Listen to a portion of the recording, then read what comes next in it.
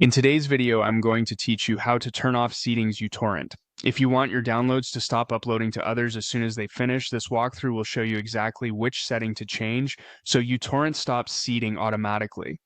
A quick note before we start, seeding simply means sharing pieces of a file you've downloaded with other peers. Some communities or private trackers require a minimum share ratio, so make sure your change aligns with any rules you follow. Start by opening uTorrent on your computer. Give it a moment to load your list of torrents so the menus are responsive. Once it's open, look to the top left of the window and click the Options menu. This is where all of the app's global controls live, including the place we'll use to turn off seeding. From the Options menu, choose Preferences. That opens a settings window with a list of categories on the left and detailed options on the right. These preferences control how uTorrent behaves for every torrent, not just one file, which is exactly what we need. In the left sidebar, click Queuing. This section manages how many torrents can download or upload at once, and most importantly for us, the rules that determine when seeding should stop. On the right, look for the area labeled Seeding Goal. This block of options tells uTorrent when a torrent has seeded enough and can stop. Within Seeding Goal, find the minimum ratio field.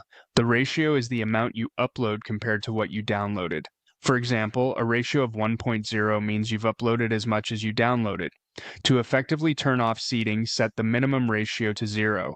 This tells uTorrent there is no required amount to upload after the download completes, so it should stop seeding immediately once the file is finished.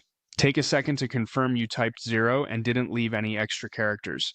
When you're satisfied with the change, click Apply to save it, then click OK to close the Preferences window.